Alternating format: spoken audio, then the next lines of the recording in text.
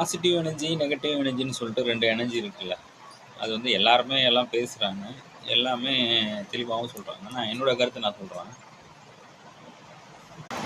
இப்போ ஏதோ நம்ம ஒரு பொருளோ, இல்ல ஏதோ ஒரு விஷயம் நமக்கு தேவை அப்படின்னு நினைக்கிறோம் அப்படின்னாக்க, அத நம்ம என்ன பண்ணுவோம் அப்படின்னாக்க, இது நம்ப அது வேணும்.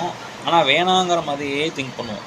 இல்ல எனக்கு செய்ய முடியாது, இத பண்ண முடியாது, என்னால ஒண்ணும் முடியாது அப்படிங்கிற மாதிரியே நம்ம அத யோசிச்சுக்கிட்டே இருப்போம். சரி, ஆனா அந்த பொருள் நமக்கு வேணும். ஆனா அது முடியாதுங்கிற மாரி மனசு சொல்லிக்கிட்டே இருக்கும். அப்ப முடியும் முடியும்னு சொல்லிக்கிட்டே இருப்போம் அப்படின்னாக்கா, இல்ல வாங்கிடலாம் அப்படின்னு சொல்லி நம்ம வாங்கிடலாம், முடியும் என்னால. ஏதோ ஒரு வழி கிடைக்கும். ஏதாவது ஒரு இஎம்ஐ போட்டு தரலாம், இல்ல ஃப்ரெண்டு ஏதாவது விக்கலாம். இப்ப நம்ம ஒரு காரே வேணும்னு வச்சுக்கோங்களேன். நம்ம ஒரு இஎம்ஐ போட்டு எடுத்துக்கலாம். இல்ல ஒரு ஃப்ரெண்டோட அப்பாவோ, இல்ல அண்ணன் தம்பியோ இந்த மாரி குடுக்கலாம்.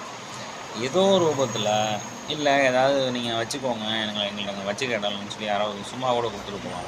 அது மாரி எப்படி வரும்னு நமக்கு தெரியல. ஆனா வந்து எப்படியாவது அந்த விஷயம் நம்மள்ட்ட வந்துரும்.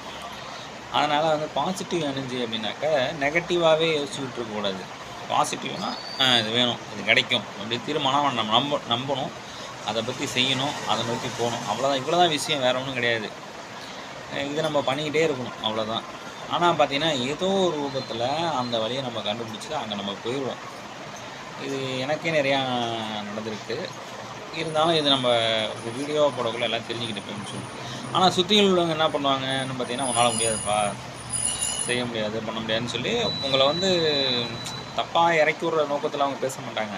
என்ன கஷ்டப்படுறானே, வருத்தப்படுறானே, அது கிடைக்கலன்னா வந்து ஏதாவது மன சோர்வாயிடணும் அப்படின்னு சொல்லிட்டு அவங்க பண்ணுவாங்க.